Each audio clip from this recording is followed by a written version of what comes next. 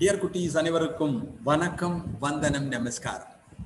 Next நம்ம பார்க்கறது ecosystem என்று அழைக்கப்படுகின்ற சூழல் மண்டலத்திலே அந்த சூழல் மண்டலமானது நமக்கு என்ன பலனை தருகிறது, சூழல் மண்டலமானது என்ன சேவைகள் இந்த உலகத்திற்கு செய்கிறது, நமக்கு செய்கிறது, பிற உயிரினங்களுக்கு செய்கிறது, அதை பற்றி பார்க்க இருக்கிறோம். ஒன்று வழங்கு சேவைகள். நமக்கு உணவை தருகிறது, நாரை தருகிறது, எரிபொருளை தருகிறது. உணவிற்கு அரிசியை ஞாபகம் வைத்துக்கொள், நாரிற்கு சணலை ஞாபகம் வைத்துக்கொள், எரிபொருளுக்கு மரக்கொட்டையை ஞாபகம் வைத்துக்கொள். மரபணு வளங்கள், ஏராளமான ஜீன்கள் அவற்றில் காணப்படுகின்றன. மரபணு தேக்கியாக இருக்கிறது. உயிரி வேதிப் பொருட்கள், எண்ணற்ற மருந்துகள். சாதாரணமாக யூக்கலிப்டஸ் ஆயிலை ஞாபகம் வச்சுக்கோ. தலைவலியினை போக்க உதவுகின்ற யூக்கலிப்டஸ் எண்ணெய் எளிமையாக ஞாபகம். நன்னீரை தருகிறது. நீரினை சேமித்து மெதுவாக அந்த தாவர மக்குகள் வெளிவிடுகின்றன. நமக்கு நீர் கிடைக்கிறது. மழை பொழிவதற்கு காரணமாக இருப்பதும் நல்ல சூழல் மண்டலம் தான். எண்ணற்ற மருந்துகளை தருகிறது. அட்ரோபா பெலடோனா என்று அழைக்கப்படுகின்ற ஒரு தாவரத்திலிருந்து பெறப்பட்ட அட்ரோபைன் என்பது தசை வலியை நீக்க உதவுகிறது என்று 11ஆம் வகுப்பிலே படித்திருப்பாய். கீழாநெல்லி தாவரம் பிலாந்தஸ் அமாரஸை எடுத்துக்கொண்டோம் என்றால் மஞ்சள் காமாலையை குணப்படுத்த உதவுகிறது என்பது தெரியும். இதை போன்று எண்ணற்ற மருந்துகள் தாவரங்களிடமிருந்து நமக்கு கிடைக்கின்றன. இது எல்லாம் வழங்கு சேவைகளின் கீழே வரும். ரெண்டாவது எடுத்துட்டோம்னு வச்சுக்கோங்க, வழங்கு சேவைக்கு அப்புறமா நம்ம பார்க்கறது செகண்ட் கலாச்சார சேவைகள். கலாச்சாரம், தமிழன் என்பதற்கு தனி கலாச்சாரம் உண்டு, தமிழ் மொழிக்கு தனி உண்டு. தமிழர்கள் என்ற ஒரு தனித்துவம் பெற்றவர்கள் என்பது தெரியும். அதை போலவே இந்த சூழல் மண்டலமும் நமக்கு எண்ணற்ற கலாச்சார சேவைகளை செய்கிறது. ஆன்மீக மற்றும் மத மதிப்புகள்.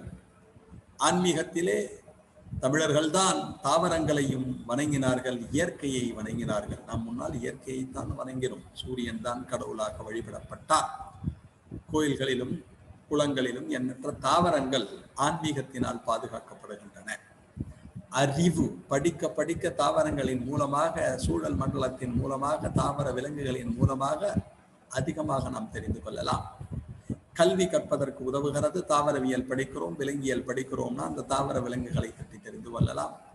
இயற்கையை பார்த்த உடனே நமக்கு புத்துணர்ச்சி பொங்குகிறது. கொடைக்கானல், ஊட்டி போன்ற பகுதிகளுக்கு செல்லுகின்ற சமயத்தில் அந்த கிளுகிழுப்பான சிலுசிலுப்பான கிளைமேட் என்பது நம்மிடம் ஒரு ஊக்கத்தினை அளிக்கிறது.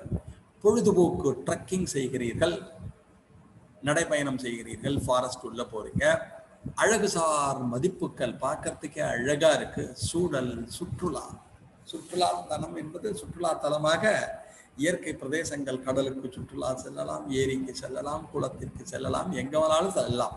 ஸோ இது எல்லாம் அது அளிக்கிறது. குட்டி குட்டியாக தான் கொடுத்துருக்கேன். இது ஒவ்வொன்றையும் உனக்கு 2 மார்க்ல கேட்கலாம். அதுக்காக தான் தனித்தனியாக பிரிச்சு காமிக்கிறேன். வேற என்ன பணிகளை செய்கிறது?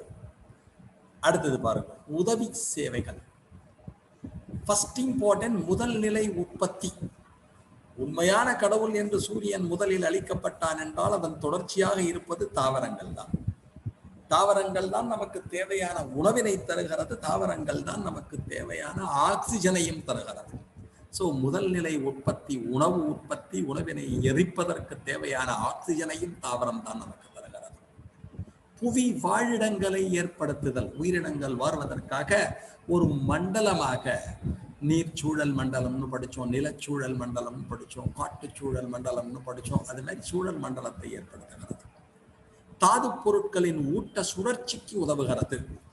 கனிம பொருட்கள் கனிம பொருளாக மாற்றப்பட்டு மீண்டும் தாவரங்களால் உறிஞ்சப்படும். அதுவும் அதில் தான். மண் உருவாக்கம் மற்றும் பாதுகாத்தல். மண் உருவாக்கத்திலே லைக்கன்களின் பணி முக்கியம் என்பது உங்களுக்கு தெரியும். பாதுகாத்தல், மண் அரிமானத்தை தடுப்பதில் தாவரங்கள் முக்கிய பங்கினை வகிக்கின்றன. நமக்கு தேவையான ஆக்சிஜனை உற்பத்தி செய்தல். நீர் சுழற்சியில் மரம் நடுவோம், மழை பெறுவோம், மேகங்களை ஈர்த்து மழை பொழிவதற்கு காரணமாக இருப்பதும் இந்த சூழல் மண்டலம் தான். இது அதனுடைய உதவி சேவைகள் அப்படின்னு ஒரு தலைப்பில் கொடுத்திருக்கான். அடுத்தது ஒழுங்குபடுத்தும் சேவைகள். என்விரான்மெண்ட்டை எப்படி ஒழுங்குபடுத்துகிறது? ஊடுருவல் எதிர்ப்பு, பிற உயிரினங்கள் உள்ளே நுழைவதை தடுக்கிறது. தாவர உந்தி மகரந்த சேர்க்கை. மகரந்தமானது மகரந்த பையிலிருந்து சூலக முடியை சென்றடையக்கூடிய ஒரு நிகழ்வினைத்தான் நாம் மகரந்த சேர்க்கை என அழைக்கிறோம். தாவர உண்ணிகளின் துணை கொண்டு மகரந்த சேர்க்கை நடைபெறுகிறது. காற்றின் மூலமாகவும் நீரின் மூலமாகவும் பூச்சிகளின் மூலமாகவும் பறவைகளின் மூலமாகவும் விதை பரவுதலுக்கு உதவுகிறது. காலநிலை கட்டுப்பாடு, நம்முடைய சுற்றுப்புறத்திலே ஒரு என்விரான்மெண்ட் ஒழுங்கா இருக்கிறது, இது ரொம்ப உதவுகிறது. பூச்சி ஒழுங்குமுறை கட்டுப்பாடு, பூச்சிகளின் எண்ணிக்கை அதிகரித்து இந்த சூழ்மண்டலம் பாதிக்கப்படாமல் இருப்பதற்கு உதவுகிறது. நோய் கட்டுப்பாடு, நோய் கிருமிகள் விரைவாக பரவுவதை தடுப்பதில் முக்கிய பங்கினை வகிக்கிறது. மண்ணரிமானத்தை கட்டுப்படுத்துகிறது. நீரினை சுத்திகரிக்கின்ற பணி, பியூரிபிகேஷன் வாட்டர், அதனை செய்கிறது. இயற்கை தீங்கு பாதுகாப்பு, இயற்கைக்கு எந்த ஒரு தீங்கும் வராமல் பாதுகாக்கின்ற பணியினை செய்கிறது. ஸோ இது எல்லாம் சூழல் மண்டலத்தின் சேவைகள். நம்முடைய சுற்றுப்புறம் என்பது எப்பொழுதும் தூய்மையானதாக இருக்க வேண்டும். சுற்றுப்புறம் என்பது வளமானதாக இருக்க வேண்டும், மாசற்று இருக்க வேண்டும். மாசற்ற ஒரு சூழல் மண்டலத்தினால் இது அனைத்தையும் நமக்கு தர முடியும் என்பதை ஞாபகத்தில் வைத்துக் கொள்ளும். Thanks a lot for hearing. Thank you very much. Thank you.